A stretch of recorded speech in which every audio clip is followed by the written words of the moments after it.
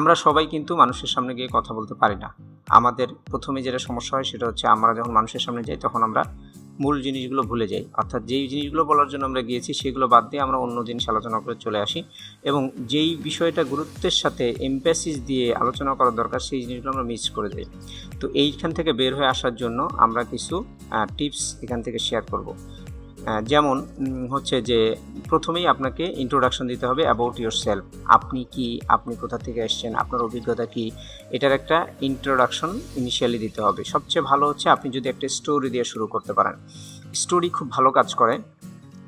যেমন আপনি প্রথমে গিয়ে যেই বিষয়ে কথা বলবেন ওই বিষয়ের কাছাকাছি বা রিলেটেড একটা স্টোরি যদি আপনি বলেন, যেমন আপনি যদি মার্কেট ইনফ্লেশন নিয়ে কথা বলতে চান তাহলে আপনি বলবেন যে আমি অমুক দিন মার্কেটে গিয়েছিলাম, অমুক জিনিসের একটা পণ্য দাম ছিল 30 টাকা, আজকে আমি গেলাম, গিয়ে দেখলাম যে ওই জিনিসটার দাম হয়ে গেছে 60 টাকা। তো ইনফ্লেশন খুব দ্রুত বাড়তেছে। অর্থাৎ দের should be a story when you start something talking to other people. মানুষের সামনে যখন কোনো কথা আপনি বলতে যাবেন তখন আপনি একটা স্টোরি তৈরি করবেন। তারপরে আপনি আপনার ইন্ট্রোডাকশন দিবেন যে হ্যাঁ আমি অমুক, আমি এই জায়গায় কাজ করছি, আমার এতদিনের অভিজ্ঞতা আছে, সো আমি এই বিষয় নিয়ে আজকে আপনাদের সামনে এই বিষয়ে কথা বলবো। So this all about speaking, strengthening your speaking. আপনার স্পিকিংটা কীভাবে ভালো করা যায় সেই বিষয়ে আমরা এখন কথা বলছি। তো প্রথমে আমরা কি বললাম, প্রথম হচ্ছে আমরা স্টোরি তৈরি করতে বললাম, তারপরে আমরা ইন্ট্রোডিউস করতে বললাম আমাদের সেলফকে। তারপরে আপনি যেই টপিকে কথা বলবেন সেই টপিকটা কেন গুরুত্বপূর্ণ সেই বিষয়টা নিয়ে আপনাকে প্রথমে 2-4 লাইন বলতে হবে। Introductions of your self and introduction of the topic.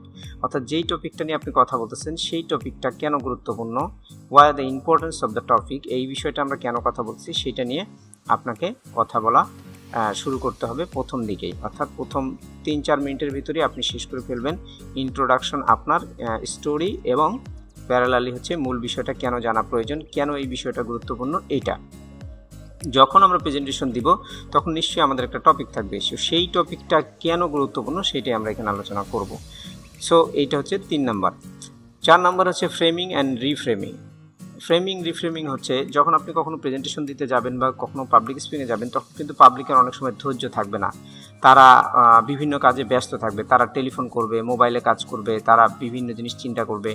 তো ফ্রেমিং হচ্ছে মানুষকে প্রথমেই যখন আপনি কথা বলতে যাচ্ছেন প্রথমেই তাদেরকে একটা ফ্রেমের মধ্যে ফেলে দিবেন। যেমন আপনি বলবেন যে আজকে আমরা পাবলিক স্পিকিংয়ের উপরে গুরুত্বপূর্ণ কিছু বিষয় নিয়ে আলোচনা করব যেগুলো আপনাদের সারা জীবন কাজে লাগবে। একটা ফ্রেম হয়ে গেল। আরেকটা ফ্রেম আপনি বলতে পারেন যে প্রথম আধা ঘন্টা আপনারা খুব মনোযোগ দিয়ে শুনবেন, কারণ এই আধা ঘন্টার ভিতরে আপনার মূল টপিকগুলো আলোচনা করব। এটা একটা ফ্রেমিং হয়ে গেল। আবার আপনি বললেন যে শেষ স্লাইডের দিকে আমরা কিছু গেম করব, এই গেমগুলো পাবলিক স্পিকিংয়ের জন্য খুবই গুরুত্বপূর্ণ।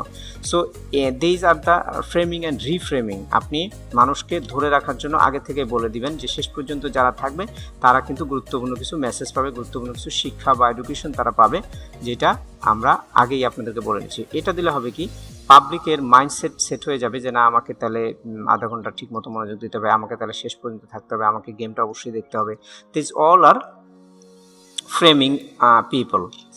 এরপরে হচ্ছে stay away from the jargon. আপনারা যখন কথা বলবো তখন আমরা এমন সব শব্দ উচ্চারণ করব না যেই শব্দগুলো পাবলিকের কাছে নতুন, অডিয়েন্সের কাছে নতুন। যেমন আমরা বেশি ফটফট করে ইংরেজি বলবো না, যে ইংরেজিগুলো ডিকশনারি ভিত্তিক ইংলিশ, যেগুলোর মানে খুঁজতে আমার ডিকশনারিতে যেতে হয়, এই টাইপের ইংলিশ বলা যাবে না। সহজ ভাষায় ইংলিশ বলতে হবে, অথবা বাংলায় বলতে হবে, অথবা আপনার নিজের ল্যাঙ্গুয়েজে বলতে হবে, যে ল্যাঙ্গুয়েজটা হচ্ছে অডিয়েন্স সবচেয়ে ভালো বুঝে।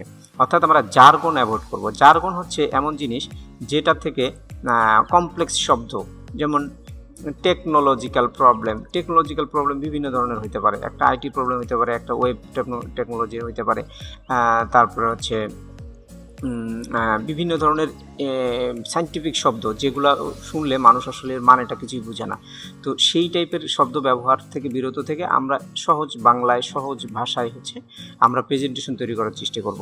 তো প্রেজেন্টেশনের ক্ষেত্রে আমরা যেই জিনিসগুলো আলোচনা করলাম, প্রথম হচ্ছে আমাদের প্রিপারেশনের জন্য প্রথম আমরা স্টোরি তৈরি করব, তারপর আমরা ইন্ট্রোডাকশন দেব আমাদের কেন আমরা এই বিষয়ে কথা, কেন আমি কথা বলছি, কেন আমি এই বিষয়ে কথা বলছি, এবং আমরা ফ্রেমিং করব এবং আমরা রিফ্রেমিং করব, সো দ্যাট মানুষ ধৈর্য সহকারে আপনার কথাগুলো শুনে। এরপরে হচ্ছে জার্গন থেকে আমরা নিজেকে বিরত রাখবো। তো this all about standing speaking. এখন চলে যাচ্ছি আমরা নেক্সট স্লাইডে।